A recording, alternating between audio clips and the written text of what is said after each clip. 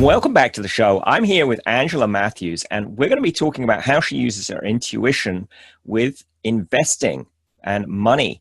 So she is a legendary investor. She founded the Happy Investor method and also the Mindful Investor Club.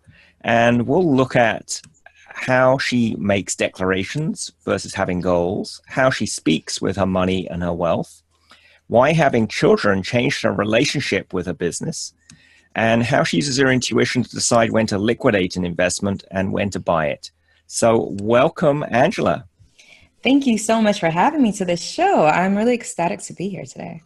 Yes, it's great to have you here. And let's just start off by, you told me before we started the interview that you like talking with your money and your wealth. I So do. tell us about that and why you do that. I love talking with my money and my overall wealth, because sometimes a house or a property may not be physical money, but it's still your money because it's bringing it in. And the reason why I love to do that is because it has an energy to it. It has a feeling. And I feel depending on how long you've had your money for, might be going through different stages. So sometimes it can be a baby. Sometimes it'll hit the adolescence, especially for investments, depending on how long you've had them. It can be adult, mature, like not wanting to move or grow. And so I'll think about it and say like, hey, you little constipated? Are you being shy? Can you go out and come back with friends? Which I do a lot for investments. I say, okay, I'm going to let you go out and I need you to come back with friends. So I actually talk to my money a lot. And most times it actually listens. So it listens because I listen to it. That would make sense. So when you say you listen to it, what kind of things does it tell you? Sometimes it's really interesting because I'll look at my bank account, or sometimes I'll look at, again, my portfolio, and I'll think to myself, I'll say like, well, are you happy? Are you doing what you should be doing? And it'll say, like, well, I'm feeling lonely, meaning I should invest more, or I feel ecstatic. I feel good, which usually means that it's good, right? It's I made a good decision. Sometimes I'll look at my bank account and I'll say like, do you need to eat more? Like, you need a little fattening up? Should I add more money to you? Like, what's going on? And I'll almost get the energy sense that it does. Like, it's it's like a leaf shaking alone. Mm, If it has an analogy, if it's on a tree. And mm, sometimes to me, I like to vision my money being literally a money tree. Um, mm. and yeah, sometimes it just needs fertilizer and stuff like that. Tell us a bit more about that money tree visualization that you do. Absolutely. And so for me, trees are really important in general, just because they just make you feel better. They've literally been here longer than you. Chances are will be longer than you, and have a somewhat of a wisdom attached to it. So envisioning a money tree where your money happens to be the leaves of the tree, I feel it gives a stronger sense in knowing what season you're in. And so sometimes you could be in spring where you see new buds of money, like acorns or little seeds or saplings showing themselves. Sometimes you can be in the summer where it's just bright and thriving and the wind blows and it still sits there, right? Nothing's happening. And then other times it could be in fall, right? Where the money that's been there the longest, sometimes its cycle is done and it needs to be reinvested, or it's done. And you literally watch it go back where it came from, right? And so sometimes that might be reinvesting it into something else, or just literally giving things for what it's done so far, Mm, providing shade and security. And so to me, it's like my money tree. And sometimes I hug it, right? Like I actually do real trees. And it just feels good. And I think just showing that appreciation and respect for money, versus putting it on a pedestal, it shifts the relationship that you have with it. why is putting money on a pedestal a bad idea? Um, well, I think unless you have a pedestal for everything, putting anything on a pedestal is a bad idea. If you have a pedestal for everything, go knock yourself out, because then that means nothing's on a pedestal. Um, but putting it on a pedestal is bad because it somewhat changes. Um, it will always change the way you view things, because it's an exterior event, an exterior entity that is dictating your life. And so if you're putting it on a pedestal, valuing it more than it really is, which is just a piece of paper that someone has a belief about, that you share the same belief about, especially when it comes to worth and value, then that's not really to your best advantage, right? I'd rather put on a pedestal, if I had to, not what money could do, but the potential that it has. Right. Mm. And then I find that if I do tend to put money too much on a pedestal based on that potential, what really helps to deflate that is thinking of what other ways can actually get to the same potential.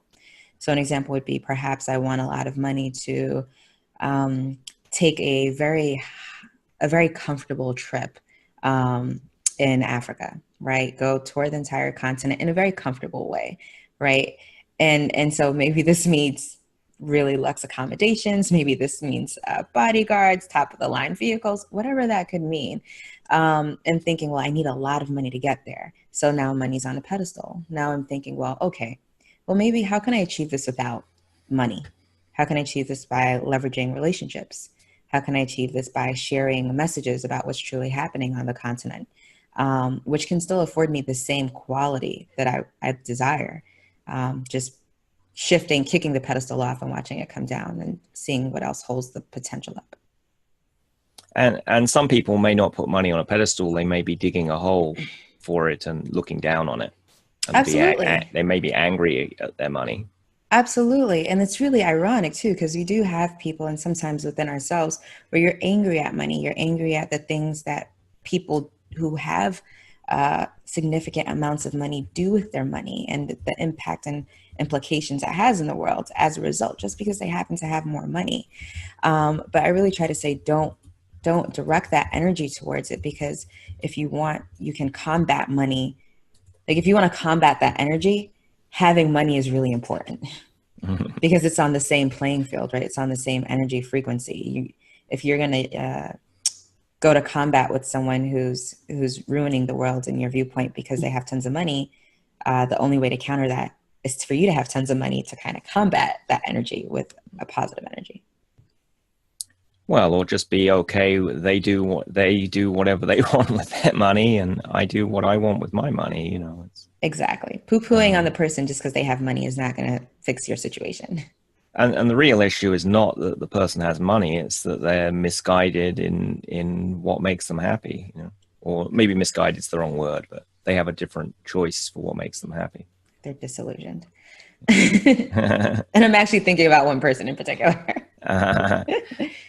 So, yeah, because I think money of itself is neither good or bad. It just magnifies what the person already is. So it magnifies what we're able to do. Absolutely. And sometimes you may want to check it. Just like I know that you probably thought, sometimes it could just be envy.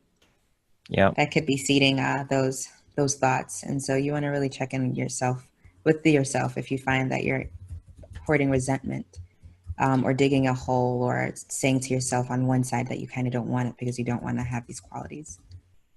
Yeah. And the problem with envy, it's a low vibration, and it's hard to create your dreams from a low vibration. So, Absolutely. yeah. So speaking of creating your dreams, you when you want to create your dreams, you make declarations. You don't have goals. Tell us about that, because that sounds intriguing. Absolutely. So I make a declaration. Sometimes they're bold. Sometimes they are within reason. Tell us a bold declaration you've made recently. So a bold declaration that I've made recently, I think business wise, which probably my most recent, was that I'm gonna actually coach 15 serial entrepreneurs in learning how to scale their business launch wise, which is really bold for me because I'm not a coach. Don't do it. I have no desire to be a coach of that nature. It came from I just want to show people that there's an easier way, that if they're just putting their pedal to the metal all the time and grinding, not seeing results, it doesn't matter about your website. It doesn't matter like how many Facebook likes you have or people on your email list. Like, oh, that is crap. Like you just say what you want and then it'll happen, instead of the other way around. And so I just decided to create a little army of me's. And so I declared 15 people which may seem very small, but for me, considering my audience are all investors and people looking to invest, I don't really have many entrepreneurs in my circle in terms of my tribe. So, and also for the price point of the program as well, considering we're sharing energy for 5 weeks. So that was a bold declaration. And I said, I wanted this within 2 weeks. I wanted to find these 15 people within like 14 to 15 days. And so that's huge for me. And I want to do this pregnant, and I want to do this while launching my next cup business like a week later. Wow. So I think that's kind of bold. And it's working, it's working. I still have to go. I still have a few days to go to hit the 15, but I'm 3/4 of the way there, and it's just working. And so that's why I think really making your voice and your word shape your existence and reality versus having all these other things that have nothing to do with you per se personally shape your existence and reality.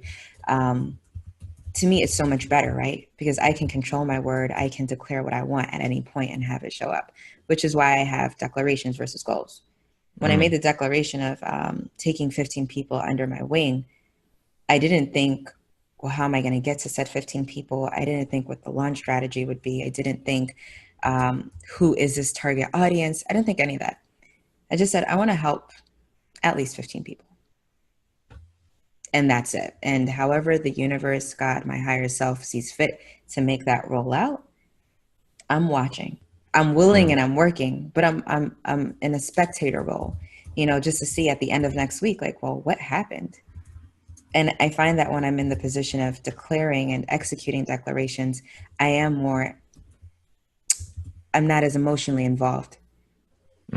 I can definitely take a higher perspective, a higher self perspective on everything that's going, in knowing that there are extremely stressful moments, but in knowing that we're just kind of eating popcorn, watching and seeing how this unravels from the craziness that you just said. And why is it important to be in that spectator role and not be emotionally involved? What's the danger if you get emotionally involved in your declarations or goals? Well, I do want to say that emotions will come and go no matter what. Whether you say you want to not be emotionally involved or be emotionally involved, we're humans, we have emotions, it's going to happen. It's just how attached you are to the emotions, whether there are clouds passing by, which equal anger, surprise, whatever those emotions are, and literally experiencing them in the moment because we're human and we're entitled to experience what those things feel like and letting them continue to pass by. But I think even that is still a spectator role of your emotions, right? Watching them pass by as clouds. And it's important because sometimes when you get so emotionally connected, I think that you sometimes attach it to worth and value. So if you are going through a moment in your life where something isn't working out, maybe it's a business deal that didn't work out, or perhaps you were trying to go for a promotion and you just saw this other guy get it who does like literally half the work that you do. You get angry, resentment builds, and after a while, it's very logical to think that the next step was to start equating that to your value and your worth, right? And so when you are led by your emotions and you let your emotions actually dictate, then all of a sudden I feel that a worth conversation comes in. And to me, those are very difficult conversations to get out of. So I try not to even go there, right? I know that I'm absolutely worthy and extremely abundant. And so if everything's abundant, then I am intrinsically abundant as well. But I find that it'll help you just get through the issue to just keep focused on the spectator role, right? If you didn't get the promotion or if the launch didn't go well, then what's the next plan, right? That's what you need to be thinking. You need to be thinking, acting fast. And I noticed in that declaration you shared with us, you talked about people and not how much money you were going to make. Is that Yes. important to you? It is important. It is absolutely important to me because in the end of the day, you can declare money, but money comes and money goes. It really, especially once you start getting lots of it, you're just like this. It starts losing the meaning that it once had when you were first chasing it or getting it, right? It's like, I don't know. At some point, money to me almost looks like beans. Like, I don't even understand what this means sometimes. Like, wow, I got a lot of beans. I don't even know. Like, what does this mean? But I think when you declare people, you're declaring impact, and you're understanding that, granted, it may be 15 people today, 15 people in 5 weeks, even if half of them do what we signed up for everyone to do, I mean, the impact of that will be tremendous. Mm. Right? And so I'm thinking impact versus money, right? And the money will come. I could have easily declared, say, well, in 2 weeks, I want to generate an additional $20,000 in income, right? In 2 weeks, I could have easily declared that, but instead saying, well, I want to declare 15 people, right? 15, whatever that looks like, then perhaps it may not equate to 20 or $25,000, but I fully recognize that in the long run, it will, in some way, shape, or form. So an example would be, right now we have 10, like I said. I will probably scholarship one or two people, give an apprenticeship and a scholarship. That still falls within my declaration of 15 people, because at the end of the day, those people are still going to be learning things about their business. They're going to be generating money. And I'm sure if I really wanted to think about it, I could probably at the end of the 5 weeks say, like, hey, why don't we formalize this mentorship relationship with the actual coaching package, and know that they will have no hesitation buying it, because I literally just showed them how to make a lot of money. Mm. And do you use cycles in your launches, or I do. So I go through 90-day cycles for my why business. why 90 days? Everything goes in 90-day cycles. I figured, why should I not? Right? We've got seasons, we've got, everything does. And so I think it just falls in the natural beat with everything else. And I find that I need rest as well. And so my attention span literally lasts for about 90 days. I'll have about 90 days with the project before I'm just, all right, we need to do something else. I'm done. And within that 90 days, it will go from conception. It will have a full life in 90 days. Mm. And then I will rest it and say, you've done well. I will probably see you next year or next fall or something like that. So I'm a fan of 90 days because I can hyper focus. Mm-hmm. And knowing that it will be over in 90 days helps me to not, lose focus on what the goal is. And so I can probably get more done in those 90 days than I would have for the year, because I know it's going to end in 90 days. It's almost like when you're running a marathon and you see the last sprint coming, you're just going to charge for it because they're like, oh, the end is near. Versus if the end was Forever. kilometers or miles or forever, you're just going to take your time and just pace yourself. Mm-hmm. Right. And so for me, I definitely probably should have a conversation with pacing myself, but it doesn't exist for me. The pacing, there's no pacing myself. It's just, we're doing it. Mm. And then tell us a bit about, how you target, how do you pick the avatar or who you're targeting? Because you clearly in that declaration, you knew who you wanted to attract. Actually, I didn't. So Oh. that's the funny thing. I didn't, which is why I love declarations, because it takes the pressure off of Mm. knowing the how, the who, the why before making it. And those are things that I don't want to to and to limit my capacity, right? And so I just literally declared 15 people. I didn't even say entrepreneurs, because there are people in the program even now who wouldn't consider themselves entrepreneurs because this is their first time doing it, right? They perhaps had a 9 to 5, they're an executive, they never thought of themselves as entrepreneurs. But now Mm. it makes sense for them to release a product highlighting all the things they've learned, right? Mm. Why not do that? And so I say, I'm still learning who these people are, actually. So the next iteration, I'll say, well, we had someone who was a serial entrepreneur in the sense that they had tons of real estate. We have someone who is an Olympian athlete. We have someone who, like all these people from all different walks of life. And I'll take the ones that I really enjoyed working with the most, and then I'll make that the avatar. Mm. So it's really interesting as I see it now. So you shared earlier with me that you're having a child, and tell us how that's changed your relationship with your business. It's changed a lot, actually. And the reason why is because I think I had to sit down, and there was a point where I started thinking I have to work and I have to do all this stuff. while I'm with child. And then it definitely gets to a point where you start thinking, well, I have to prepare for said child. Right. And so I start working even harder. And then at some point I had a realization, like a come to moment where I realized, like, chances are I may only experience this 3 or 4 times in my life, max. I don't even know, to be honest, because I want to see what this one feels like before I go saying I'm going to have this many children.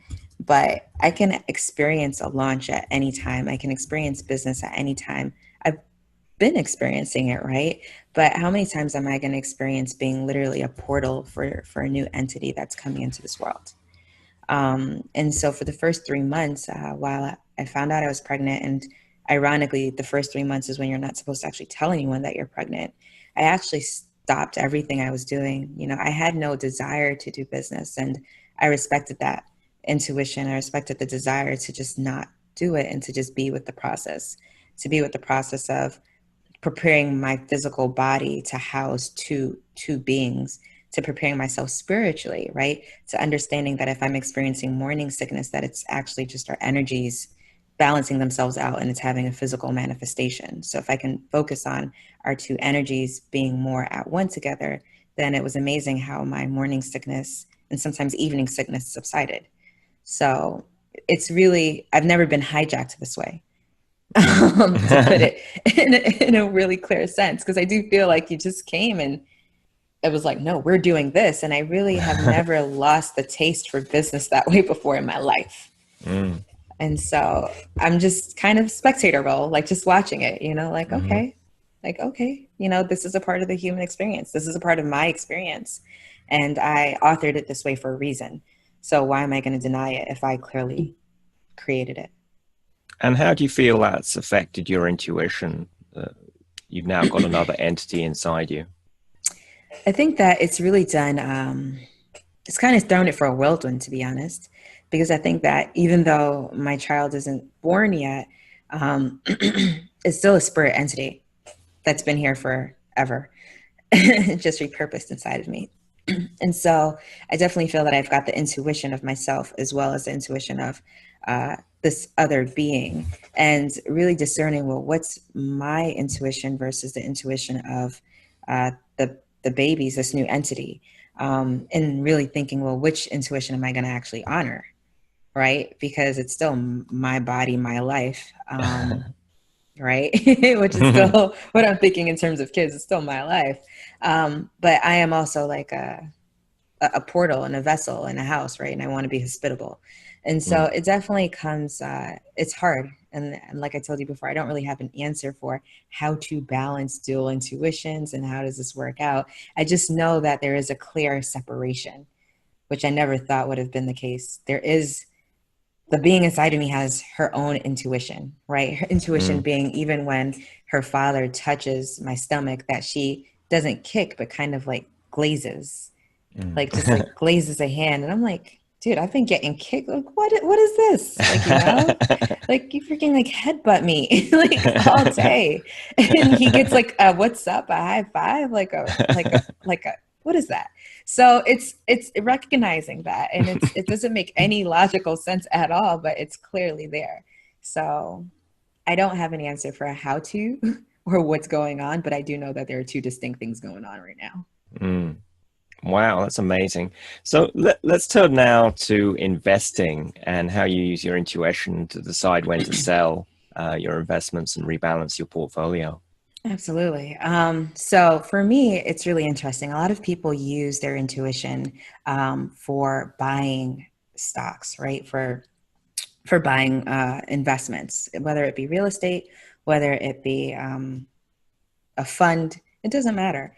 And for me, perhaps I use mine mainly for selling, I find now. And it Mm. could be on a multiple of reasons. It could be one where I'm in an adolescent viewpoint of my investments. So I've had them for quite some years, a lot of years, and they're now kind of going through this pubescent feel. And so Mm. I kind of feel as if, well, now I need to be more attached to what's going on because you're starting to act a little crazy. Um, And I'm getting different energy vibes from you right now. And this is literally like my stocks that I'm talking about. And I feel like you're about to do something similar to when you feel as if a kid's about to get into some mischief. Mm, And that's really what I'll lead with in terms of my intuition. I'm finding that I use it more for the selling, which is mm-hmm, really interesting because if you sell too early, if you are an investor, you can be missing out on money on the table. But if you mm-hmm, sell too late, you could also be screwing yourself and would have lost a mm-hmm, lot of money. And so I think actually I've built such a good intuition with purchasing that as I come to think about it now, maybe it's just on autopilot that I don't mm, even realize that I'm using my intuition so much when purchasing. But because I'm going into this newer territory of selling or liquidating or rebalancing, then I'm feeling that I need to lean in a little bit more than I did originally. mm. Well, and maybe you have a different kind of emotional attachment when you're buying versus when you're selling, because when you're selling, you've already owned this investment for a long time and you've got a relationship with it, whereas when you're buying, it's more like dating, and you're less attached. Absolutely, absolutely. And it is a relationship. You'll find whether you realize you have it or not, you do have a relationship with your money and your investments. Mm. And so you get a how do you get this information from your intuition about when to sell? Do you get a knowing, or you hear it, or dreams, or what? Um, Sometimes it could be a dream. It's really interesting you say that. Sometimes it could be a dream, Mm. but it's never like a you sell this. Like it's never like as I Hasn't would been that love. clear yet. No, I mean that would be amazing. Maybe you just need to make a declaration to get psychic emails, with buy sell signals. I should. That would be amazing. That would be amazing. Yeah, That's you gonna go can in the you can box. add Sir John Templeton to your spiritual board and have him give you a little nudge or send you an email. Oh, that would be, yeah, that'd be really cool. In the works, in the works. Yes. Um, but for me, usually it's just a like an air. It's like Mm, it's in the air. It's just kind of like in my spirit and in my radar. And so it's almost like you notice you're looking at something and you notice mm-hmm, in the corner of your eye there's like this idea or this thing and it's in the corner of your eye and you're like, okay, whatever. So for me that could be mm, you should probably liquidate or you should sell this entity. And then it'll come closer. The longer it takes for me to actually acknowledge and do something, it'll come mm, closer and closer until it's just like this thing that's just in front of me that's like, no, did you not? mm. Like I tried to be nice before, but you need to sell this thing, right? It's not for us anymore. Mm. And what Yeah. happens? Have you ever in the past ignored that voice when Oh it kind of got really yes, loud? What happened yes. then? Screw my. That's when the man, I had a feeling thing comes out of your mouth, and you're like, damn it. So yeah, I get those man, I had a feeling moments, and then I have to re-strategize, right? And so that's Mm, when, for me, it could have been a company. An example, it could have been a company that was really doing well, and mm-hmm, now it's going down. And I had a feeling that I should sell it. I really did. Sometimes mm, right now for me, it could be a virtual reality company. Super mm-hmm, tumultuous industry, especially augmented reality. Lots of speculation. mm-hmm, It's not here yet. That's just the way the investment works. And it's like, dang it, I should have sold it. Like I could have made like 150% return. mm. And But then instead, you held on, ignored the message, and held lost on, out. lost out on the opportunity to make 150%. And Yeah. now I have to make the conscious decision and intuitive decision of are we going to hold Mm-hmm. and just wait for it to happen again? Or are we going to just learn our lesson and cash out?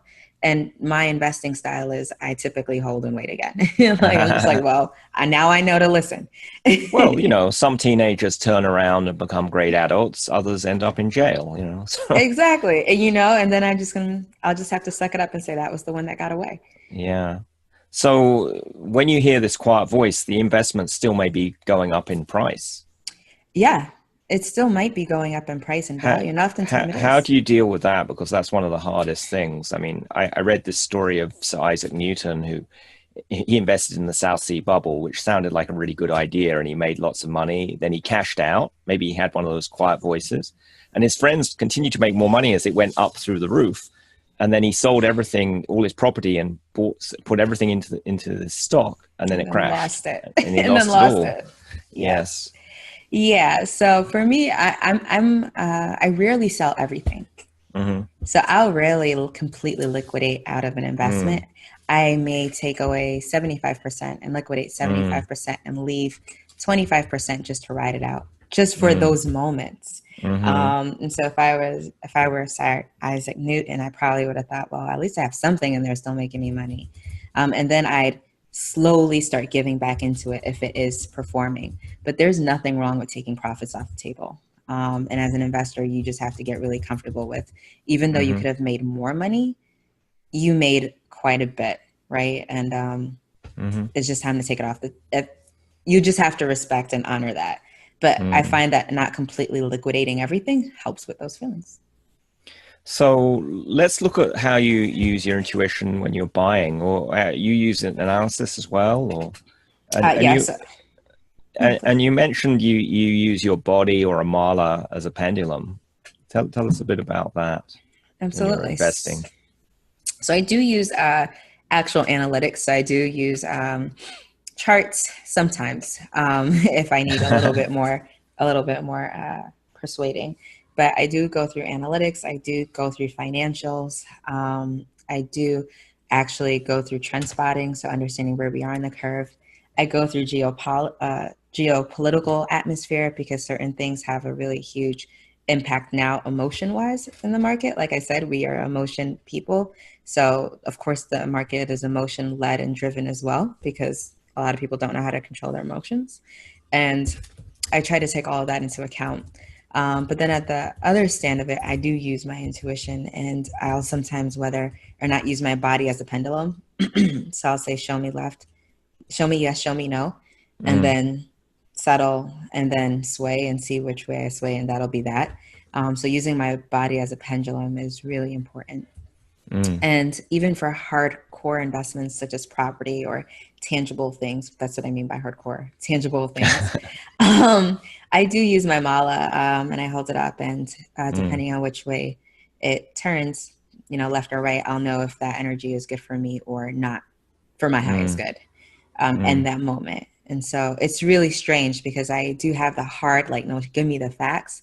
But sometimes you mm, can have all the facts in the world and it's still not an easy decision. It still rubs you a type of way. And when that rubs you a type of way, I think it's our job to find out why. Why is it still mm, feeling mm. off? Considering Yeah. everything says green, green, green, green, green, and something in your spirit and in Mm, your body is still saying no, like your body is still tensing up when it comes to it.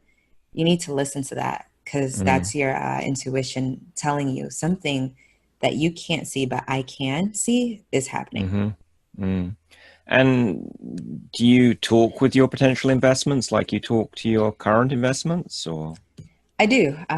So that's when I envision a board table, and Mm. maybe this is me wanting a power trip. I don't know, but I, No, I I I don't think picture a so. boardroom. Okay, that's good. I picture a boardroom, and I'm in the head of the boardroom. I'm in a seat, and it's not actually the head of the table. It's actually in the middle of a horizontal table. Mm, For some odd reason, and I've got all the investments around me, and they each pitch me their idea. Like I would like mm, to. I'm going to take your money and I'm going to do X, Y, and Z. I have this good track record. They each tell me a little bit about themselves. But at the same time, just as you're at a party or a dinner party or you're in a meeting, sometimes some people just don't rub you the right way. And so I find mm, that investments, when I envision this boardroom scenario, there may be a guy in the corner. And for some odd reason, he usually is in the corner. It's just this guy in the corner, like I said, in the corner of my eye, that I'm just not really getting a good energy vibe from. And mm, and sometimes it's the person who's the most outspoken. mm-hmm, And I'll still just like I hear you talking, but I'm not feeling the way I'm not mm, feeling you. And so mm, I do that exercise quite a bit, especially when I'm investing in quite a bit of things. I let them all speak for themselves. mm-hmm. Great. I think that's a great method. So tell us why you're so proud to use your business intuition. I'm so proud to use it because I think it gives me an actual edge over, Mm, over over the other guys. I think it helps me to be less stressed out when making decisions, and I always remember that when decisions completely went with my intuition, separating my intuition from my feelings and knowing that it really was my intuition, mm, it has a much higher success rate, especially if the Mm-hmm. investment does not work out. Mm-hmm. I definitely find that my intuition saved me. And sometimes it saved me when the investment does work out. It's like, Mm. I don't know why I'm investing in this, but I just am. Mm-hmm. And those are the ones that sometimes actually prove to be the best investments. And so it's really proven itself over and over. And Mm. some people, when the market goes down or it does some crazy things sometimes, if they just only made their decision based on numbers, of course, when the numbers go bad, they're going to freak out. But when you make your decision based on intuition, you understand that the numbers may say one thing right now, but it's not going to always say this. And you just know it just won't. So you wait and you Mm. wait until the numbers correct themselves. And they always do. So not everyone uses their intuition as openly as you do, Angela. What do you think it would take to have all entrepreneurs openly use their intuition? I think it would take more entrepreneurs saying that they are using it. The ones that are doing extremely well or successful, saying that this is actually a huge factor in the decision making process. You know, sometimes people say it's luck. Um, but I think oftentimes it probably is intuition, not luck. It's actually following your intuition into that random supermarket so that you can run into that random person that later becomes your business partner, right? That's not luck. That was intuition. And so I think sometimes having more people come out the closet, um, you know, would really give people who aren't that strong in using their intuition the logical reason as to why they should use it. Because I know it's Mm. not very logical, right? There's no, it's just because I intuitively thought so, right? I intuitively Mm-hmm. felt so. That's not a hardcore reason. And people like to think that success is an actual algorithm, but it's Mm. not. There's so many things going on. Mm. So I think that's what it'll take. Just more people coming forward and more Mm. people actually giving it a serious consideration and not Mm-hmm. undermining their value. Great. So if people wanted to find you online, what's the best way for them to do that? They can go to the happyinvestormethod.com. And so that's and going to be in the show notes, I assume. I was going to spell it. I'm like, Yes, that's a long thing to spell. But it's it's Happy Investor Method. spelled how it's spoken.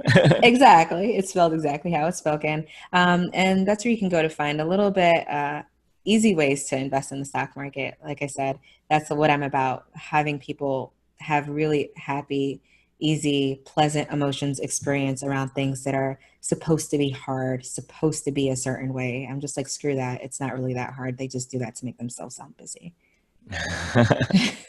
Well, it's been fabulous talking with you here, Angela, and thanks so much for being on the show. As well as you. Thank you so much for having me, and I wish you all the best of success.